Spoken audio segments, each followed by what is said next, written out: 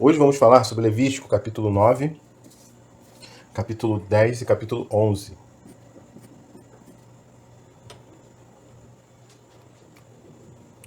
Aqui no capítulo 9, a gente vai dar continuidade um pouco que a gente viu no capítulo 8.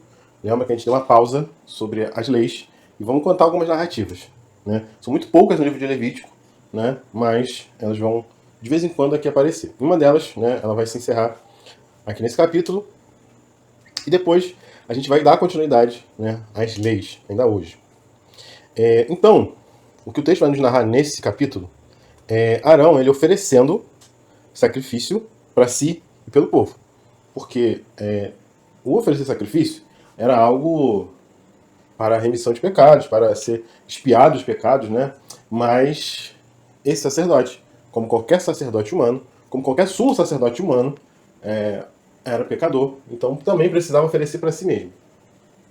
O único que não precisou oferecer para si, mas ofereceu o sacrifício perfeito, foi Cristo Jesus, nosso Senhor. Então essa narrativa vai nos mostrar que Moisés ele solicita que Adão e os seus filhos, né, eles tragam um bezerro para a oferta de pecado e um carneiro para o holocausto. Ele pede para o povo um bode para a oferta de pecado e um bezerro e um cordeiro para o holocausto. Um boi e um carneiro para uma oferta pacífica e oferta de cereais. São aquelas ofertas que a gente já viu lá atrás, né, no nosso primeiro dia de Levítico. Essas são as ofertas que isso acontecia. Então, por isso, né, que eu falo que é muito bem organizado, porque primeiro ele vai definir quais são os tipos de oferta. Agora a gente não precisa mais ficar lembrando quais são, é só olhar lá para trás, né? A gente vai recordar, não precisa ficar falando, oferta assim, oferta assada. Mas ao longo da leitura a gente vai ver, né, com muito mais riqueza de detalhes, como é que tinha que ser feito cada item. Né? Mas aqui a nossa visão panorâmica não dá para a gente poder ver detalhe por detalhe. Então, o texto vai continuar dizendo que ele vai oferecer um sacrifício para si, né, o Arão. Depois ele vai oferecer um holocausto. Depois ele vai fazer a de pecado e a de cereais, né? E uma oferta pelo povo. Vamos ler versículo 22 ao 24 do capítulo 9. Diz assim: Depois Arão levantou as mãos para o povo e a abençoou. Então desceu do altar, havendo feito a oferta pelo pecado, o holocausto e a oferta pacífica. Então Moisés e Arão entraram na tenda do encontro. Quando saíram, abençoaram o povo. E a glória do Senhor apareceu a todo o povo. E eis que saiu fogo de diante do Senhor, consumiu o holocausto e a gordura sobre o altar. Quando todo o povo viu isso, deu gritos de alegria e se prostrou com o rosto em terra. Então, depois de todo esse processo, né, de consagração, e agora a primeira celebração, né, primeiro sacrifício, né, os primeiros trabalhos de Arão e seus filhos, né, agora que finalmente agora eles estão começando, né, a realmente trabalharem como sacerdote, né, e no caso Arão, sumo sacerdote, agora que ele chega, né, diante do povo e faz tudo isso, e depois que ele faz, então a glória de Deus ela cai, e o povo vê a presença de Deus, né, e tem todo aquele mover espiritual. Quando Arão, né, e seus filhos fazem isso, né, mostrando então a aceitação de Deus em relação a tudo que estava acontecendo, porque Deus jamais iria se manifestar dessa forma se ele não se agradasse, né? Então ali Deus ele aceita todo esse sacrifício, né, porque eles estavam fazendo tudo conforme o Senhor havia ordenado, e aqui então a glória de Deus ela é quase que uma assinatura, né? Estou assinando embaixo que realmente vocês fizeram, eu aceito, né? É Deus fazendo dessa forma. Levítico 10. Aqui em Levítico 10, a gente vai ver os deveres dos sacerdotes. Só que, antes da gente ver sobre os deveres, né, a gente vai ver uma história sobre os filhos de Arão. Isso vai estar do versículo 1 até o versículo 7. O Nadab e o Abiú, que eles vão oferecer um fogo estranho. E que Deus não havia ordenado. E isso vai causar a morte deles. Vamos ler alguns versículos, só para a gente poder entender com mais calma. Olha o que diz o versículo 1 ao 3. Nadab e Abiú, filhos de Arão, tomaram cada um o seu incensário, puseram fogo dentro deles, e sobre o fogo colocaram incenso, e trouxeram fogo estranho diante da face do Senhor. Algo que não lhe havia sido ordenado. Opa, deixa eu dar uma pausa aqui. Porque a gente já falou há milhares de vezes, né, aqui o quanto a gente precisa fazer justamente como o Senhor nos ordena fazer as coisas. E aqui, os filhos de Arão vão fazer algo que Deus não ordenou. Então, saiu fogo diante do Senhor e os consumiu, e morreram diante do Senhor. Isso é só o versículo 2 só. Versículo 3. E Moisés disse a Arão: Isto é o que o Senhor disse: Mostrarei a minha santidade naqueles que se aproximam de mim, e serei glorificado diante de todo o povo. Né? A santidade é para quem se aproxima. O problema é eu querer fazer conforme as minhas vontades, fazer conforme o meu desejo, fazer conforme o que eu acho que é certo, e isso vai trazer problemas sérios para nossas vidas. Problemas seríssimos. Esse caso, aqui, eles morreram instantaneamente. Mas existem casos que Deus não vai nos matar necessariamente de uma forma instantânea. Mas a gente vai ver ao longo de algumas histórias bíblicas o quanto Deus ele entrega essas pessoas aos seus inimigos, quanto a gente vai ver pessoas ficando adoecidas, quantas situações acontecem pela desobediência a Deus. Não vou dizer que toda doença ela é fruto de desobediência. A gente vai ver a história de Jó. Jó padeceu mesmo sendo um homem, como a Bíblia vai dizer, um homem justo. Mas a gente sabe também que existe sim essa possibilidade, né? Mas nos cabe, né? A parte que a gente pode resolver isso é o que a gente já falou: arrependimento, confissão e abandono. Essas três coisas a gente consegue mudar. O problema é eu fazer uma coisa que Deus não quer e saber que eu estou fazendo errado e mesmo assim insistir nisso. E Deus ele não vai nos obrigar a fazer a vontade dele. Isso nos cabe, ele vai nos incentivar. Mas quem vai tomar a decisão de seguir ou não somos nós. E se nós decidimos o caminho errado, aí a gente vai sofrer, né? Porque tem que entender uma coisa, né? Às vezes, e a gente vai ver isso em Romanos, que existem algumas coisas que acontecem. Não é que Deus ele faça. Aqui sim, é um caso de que Deus fez. Mas nem tudo é porque Deus faz. Tem coisa, é porque Deus não faz. Eu vou explicar isso. Romanos vai dizer que algumas pessoas, né, porque desejaram não estar na presença de Deus, eles entregou as suas próprias paixões, né? Eles então padeceriam na sua própria carne. O que isso nos implica? Isso nos implica dizer que é Deus falando assim: olha só, o caminho certo é esse aqui. Estou te instruindo. Mas você escolheu um outro caminho. E Deus vai falar assim: olha só, volta para o caminho certo. Aí você vai falar: não, Deus, mas eu quero fazer isso aqui. Ah, não, mas... E Deus vai falar assim: tá, eu estou te insistindo para você fazer o que é certo. Porque se você fizer o que é certo, a gente volta lá para Deus falando com Abel. Com Caim, perdão. Dizendo justamente ele o seguinte: que que o pecado baixa a porta dele. Se ele escolher o caminho certo, vai dar tudo bem. Se escolher o caminho errado, vai dar tudo mal. Por quê? Porque, como diz o Romanos, Deus entrega as nossas próprias paixões. Né? A nossa punição maior é Deus falar assim: você não quer? Eu estou te dando todas as chances. Eu estou te dando todas as possibilidades. Eu fiz tudo para você entender que o caminho certo é você ficar na minha presença. Mas ainda assim você não quer? Então, faça conforme você quiser. E aí eu considero particularmente a maior punição de Deus. Você se entrega às suas próprias paixões e pecados. É Deus não tentar mais te frear. É Deus não tentar mais te ajudar no caminho de uma restauração. É você insistir tanto, um coração tão duro, que Deus fala assim: tá, então faz como você quer. Segue o desejo do teu coração. Faz o que você deseja, então. Você não quer minha presença? Então tá. Não vou te obrigar. Quer sair de casa como filho pródigo? Sai. Pode ir lá. Mas na sua própria carne você vai sofrer por isso. E eu não preciso nem fazer nada. Deus não precisa fazer nada. Porque as nossas próprias escolhas nos conduzem aos caminhos mais tortuosos possíveis. Quantas pessoas que têm uma família estruturada, tiveram uma família estruturada, tiveram um lar estruturado, estiveram na igreja, eram líderes, pertenciam a um corpo de obreiros, orava, jejuava, lia a palavra, pregava, mas decidiu o caminho do pecado. Decidiu fazer aquilo que Deus não queria que eles fizessem. Então Deus entrega as suas paixões. Alguns Deus pune, mas a maior punição para mim, como eu já disse, é Deus deixar você sofrer pelo seu próprio erro. Porque o pecado, como eu disse já, ele no início, ele é agradável. Ele é gostoso, né, para a carne. Ele te satisfaz naquele primeiro momento. Só que é uma destruição. Com o tempo ele é destrutivo. Né? Os vícios, no primeiro momento, aquele que começa, ele gosta, tem uma sensação agradável, mas depois começa a destruir sua vida, começa a afastar da família. Porque o pecado ele faz isso. Ele consome seu tempo, ele consome seu dinheiro, ele consome suas energias. Então, quando Deus entrega nossas próprias paixões, é a pior coisa que Deus pode fazer para nossas vidas. Enquanto Ele está punindo, né, a gente sentir na pele, sinta-se feliz. Porque Deus ele pune aquele que ama. Mas a hora que eu estou num nível tão rebelde, que Deus fala assim, então vai lá, faz como você quer. Quantos pais e mães não fazem isso? Porque chega um ponto que a pessoa está tão cega para aquilo que ela quer fazer, que geralmente é pecado, que ela não quer escutar ninguém. E essa pessoa vai padecer. Não é nem uma punição direta de Deus como isso. A punição dele não é nem ele fazer nada.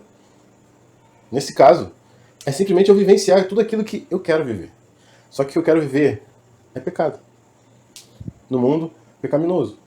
Isso vai me gerar problema.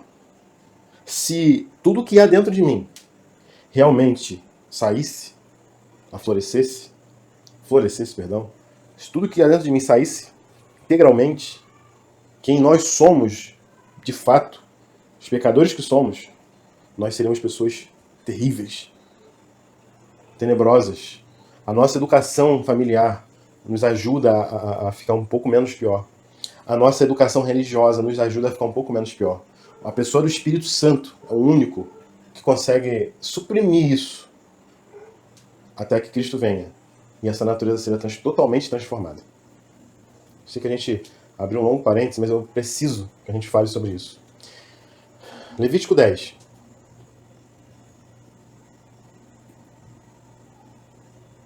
Ele vai continuar dizendo sobre, agora sim, né, após falar sobre a morte deles, ele vai mostrar, nesse final desse capítulo, alguns deveres dos sacerdotes. Os deveres que vai citar são não beber bebida forte. Eles poderiam comer as porções que cabem aos sacerdotes. Né? Por quê? Ele está instruindo aqui, né, nessa parte final. Aí a gente já viu que os meninos fizeram besteira. E aqui o texto está deixando lá justamente, né, no mesmo capítulo, o que eles deveriam fazer, como deveria ser a conduta. Porque não se brinca com Deus. Ainda mais quando Deus nos coloca em situações, em posições, né, de responsabilidade. Porque tem pessoas olhando pra gente, tem pessoas se espelhando nossa conduta. Então não dá para quem está, principalmente, quem está diante do povo, de alguma forma, ter uma conduta que vá prejudicar a fé de alguém. E alguém pode falar assim, mas eu não lidero nada. Mas e no seu trabalho? E na sua casa? E na escola? Quantas situações que as pessoas olham para sua vida? Então cuidado. Viva uma vida cristã de forma real. Sem fingimento. Sem tentar inventar fogo estranho. Sem tentar inventar coisa que não precisa. Faz conforme o Senhor mandou. Que certamente a bênção dele vai estar sobre a sua vida e da sua família. Levítico 11. Aqui, a gente vai ver sobre os animais considerados puros e os impuros. Eu não vou dar detalhes, porque ele dá muitos detalhes aqui sobre os animais, sobre como estão as características deles. Só vou listar aqui os principais pontos. Que do versículo 1 até o versículo 8, ele vai dizer a lista de animais terrestres que são proibidos. Do versículo 9 até o versículo 12, animais aquáticos proibidos. Versículo 13 ao versículo 19, a gente vai ver sobre as aves proibidas. Versículo 20 ao versículo 23, os insetos que são proibidos. Versículo 24 até o 28, até o 25, perdão, eu vou ler só para a gente entender aqui uma coisa. E por estes você se torna impuro. Esses animais que eu estou dando as categorias. O texto vai dizer quais são e quais são as características deles com mais detalhes. Porque eu só estou dizendo de uma forma bem geral. E por estes vocês se tornam impuros. Quem tocar o cadáver desses ficará impuro até a tarde. Quem levar o cadáver desses animais deverá lavar as suas roupas e ficará impuro até a tarde. A gente vai ver agora muito sobre a questão da impureza. Né? E a gente vai falar, não hoje, mas amanhã, a gente vai falar melhor sobre isso, sobre a questão da pureza e da impureza. Por quê? A gente vai falar amanhã sobre as leis sanitárias. A gente vai entender lá por quê que existem algumas regras de pureza e de impureza. Né? Mas basicamente, só para a gente não ficar já assim muito boiando, entendamos uma coisa. É um povo que está no meio do deserto. Eles não tinham um sistema de saúde, né? Eles não tinham hospitais, clínicas, não tinha nada disso. Então, tudo que Deus está instruindo para eles aqui no deserto é justamente para que eles não tenham problemas maiores, né? Animais, em algumas situações, a gente vai ver sobre questões de enfermidades, que tornam as pessoas impuras, que as pessoas vão ser então isoladas, né, das outras. Justamente são o que a gente vai chamar de quarentena, né? Então, assim, é Deus instruindo eles, um povo, que a gente já viu que eles são um grupo de escravos, fugidos do Egito, para se tornar uma nação, né? Nem a terra eles já tinham alcançado aqui, estavam no deserto ainda. Então Deus estava organizando todas essas coisas, né? Questões civis, né? A gente viu a questão lá do boi, se cair no buraco, não sei o quê, babá, se emprestar alguma coisa, ou seja, Deus está organizando todas essas coisas, né? Que a gente teve a questão cerimonial, como é que tinha que ser, né? Como é que pode oferecer, como é que não pode, tudo isso Deus estava organizando. E também vai incluir nisso essa questão da impureza e das purezas e das impurezas. Porque, como eu falei, eles não tinham hospital, né? A gente vai ver que eles vão depender do sacerdote para definir isso.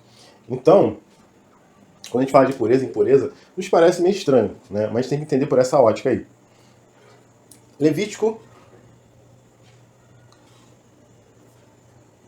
capítulo 11, então, ele vai continuar dizendo, né, a partir do 29 ao 38, ele dá uma outra listagem de animais terrestres, né? E diz que se você tocar nesses animais você se tornará impuro, né? Animais sujos, né? Pense em sujeira, né? Animais mortos que poderiam trazer problemas. Do 39 ao 40, diz que se tocar um cadáver de um animal puro, também se torna impuro.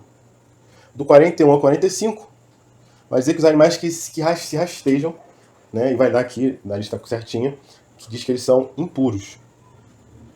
E vamos encerrar então, lendo o versículo 46 e 47, que mais geralmente, conforme a leitura a gente vai ver, ele vai terminar a lei, né, as leis, ela encerra geralmente dessa forma aqui, né? Como a gente vai, eu só vou ler desse aqui, mas ao longo da leitura a gente vai ver que isso meio que se repete, né? Que diz assim: esta é a lei a respeito dos animais, das aves, de todo o ser vivo que se move nas águas, e de toda criatura que rasteja sobre o chão. Porque, para fazer diferença entre impuro e puro, entre os animais que podem ser comidos e os animais que não podem ser comidos. Então, basicamente, o final da lei ela vai ter um texto parecido com esse aqui. Esta é a lei de não sei o que, não sei o que lá. Essa é a lei do holocausto, essa lei, né? Encerra dessa forma aqui. E dessa forma a gente encerra a nossa leitura de hoje. Hoje eu não tenho grandes comentários para fazer acerca, além do que a gente já fez hoje, tá? Mas o que a gente já falou hoje, eu peço a Deus que Ele grave isso no seu coração e que a gente possa todos os dias, realmente, vivenciar a palavra dele.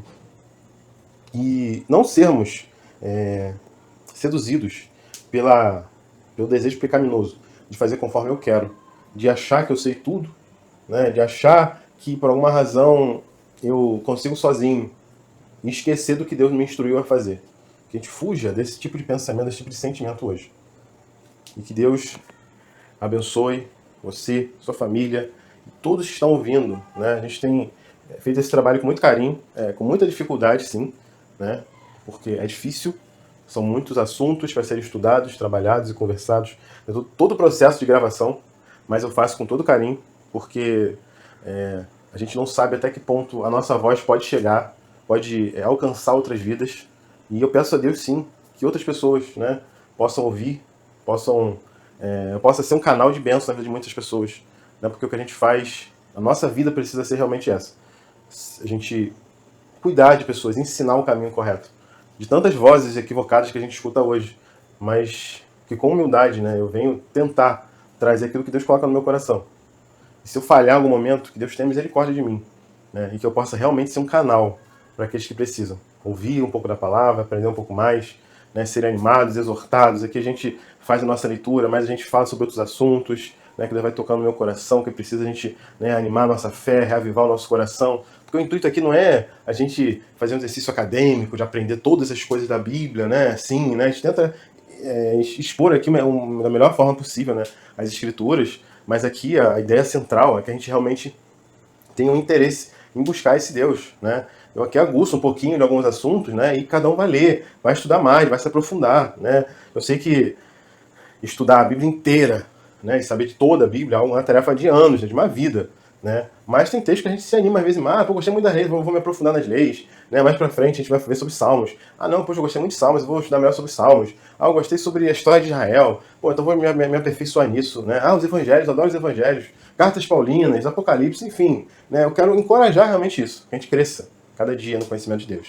Que Deus te abençoe em nome de Jesus.